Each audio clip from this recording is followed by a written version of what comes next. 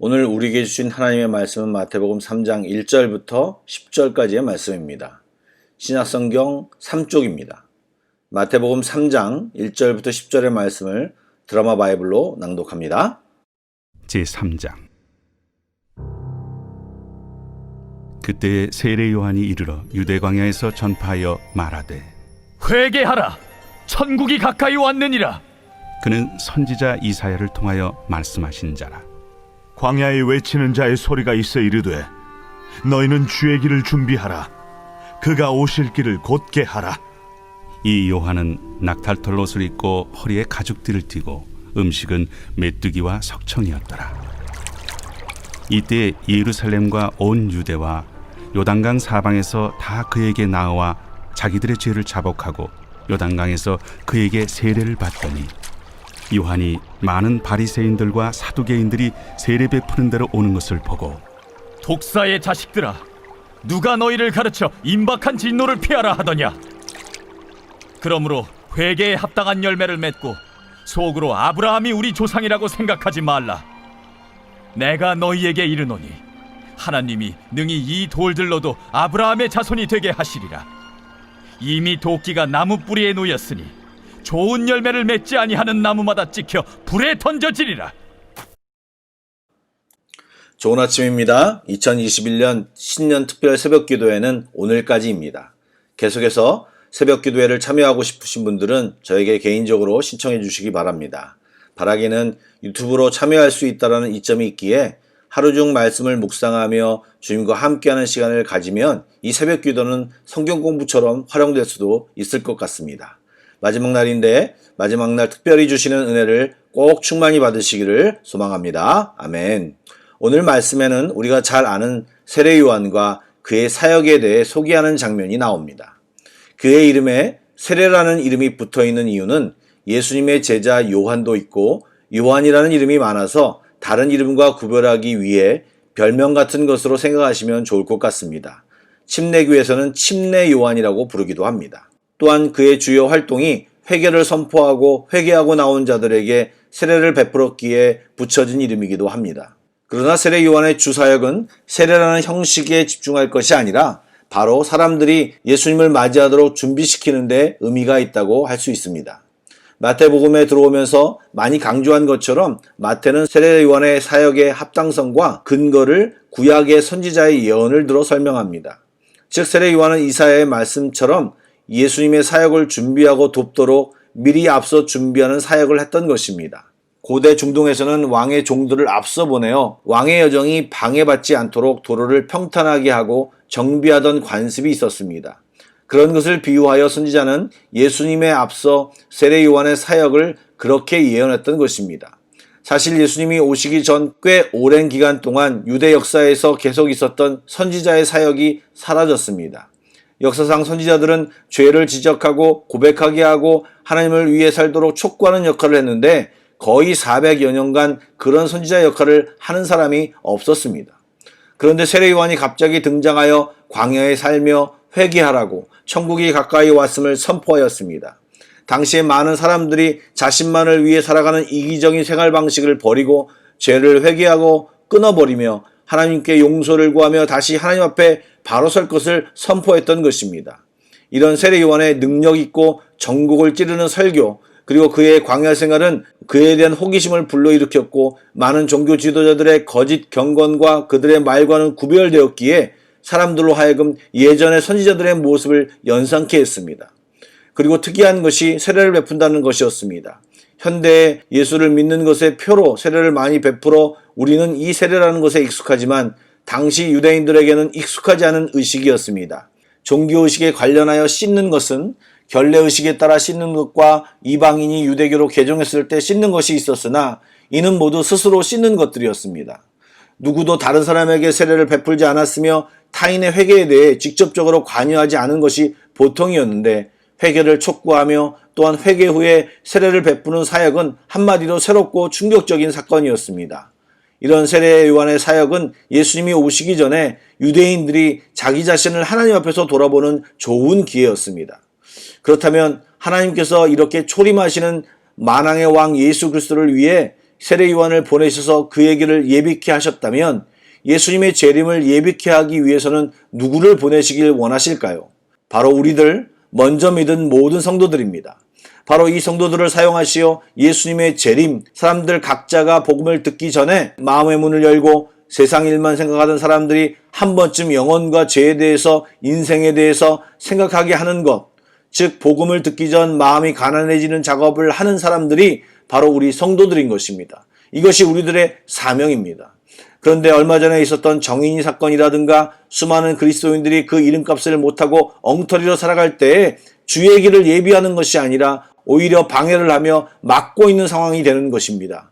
마땅히 감당해야 할 것들을 하기는커녕 반대로 사단이 좋아하고 주님의 사역을 가로막는 사단의 도구로 전락되는 것입니다. 그렇게 되어서는 안 될 것입니다.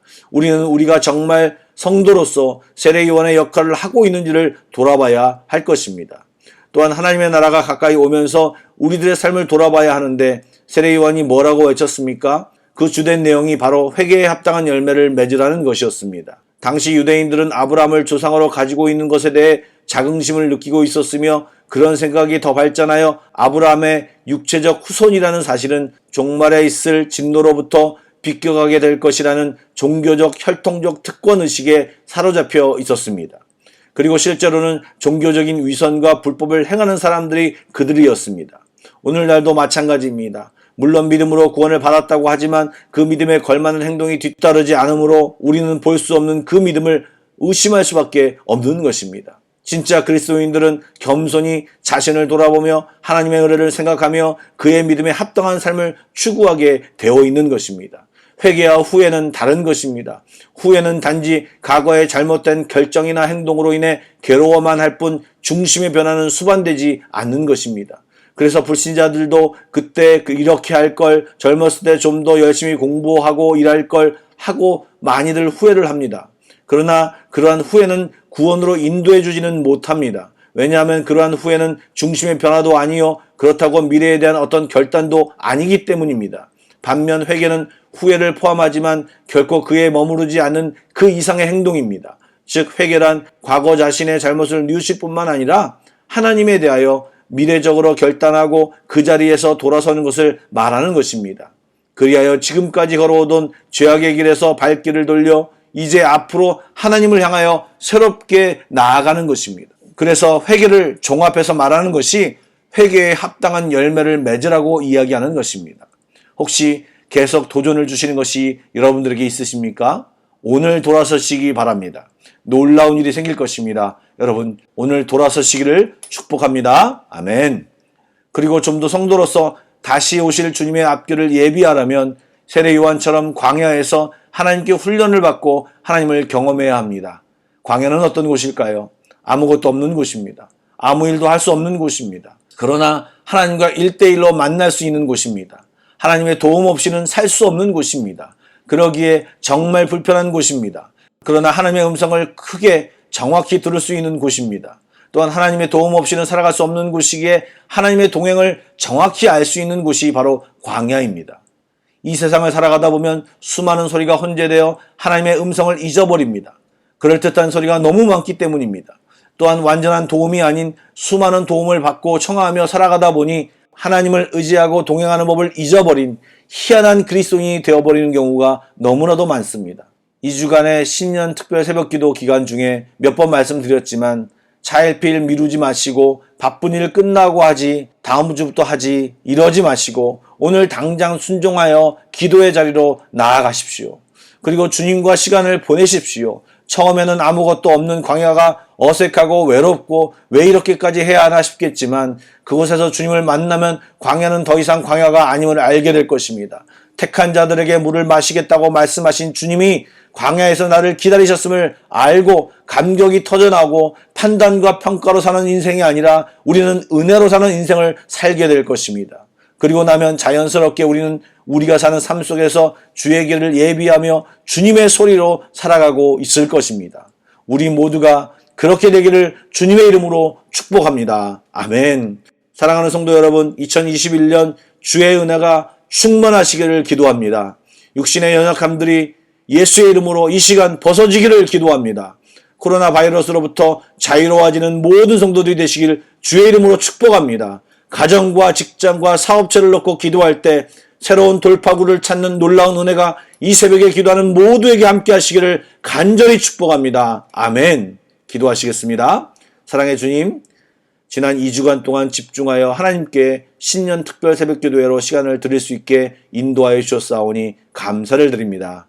하나님, 저희들이 기도했듯이, 저희들이 주님께 아뢰듯이 이 한 해 주님과 함께 살아가게 하시고 믿음으로 사는 법을 배우게 하여 주옵소서.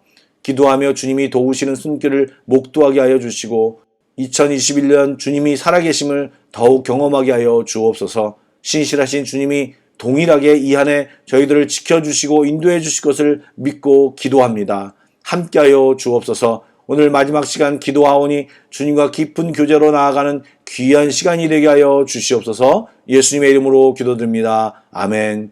찬양 한 곡을 묵상하시고 기도로 나아가겠습니다.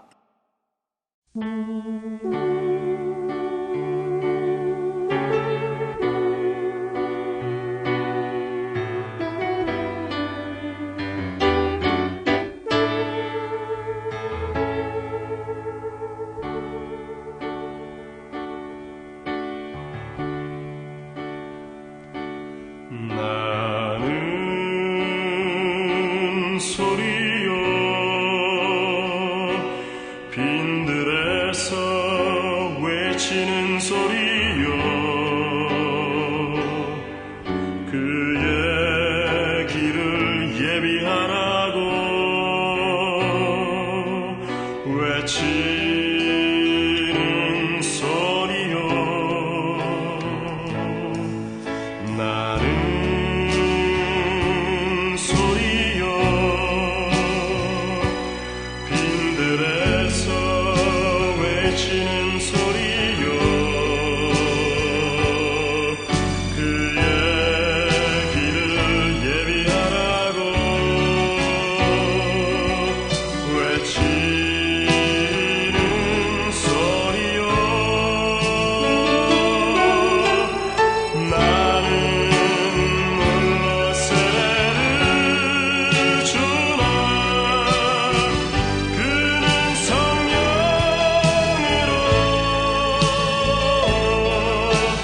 나는 물러 세례를 주나 그는 불러주리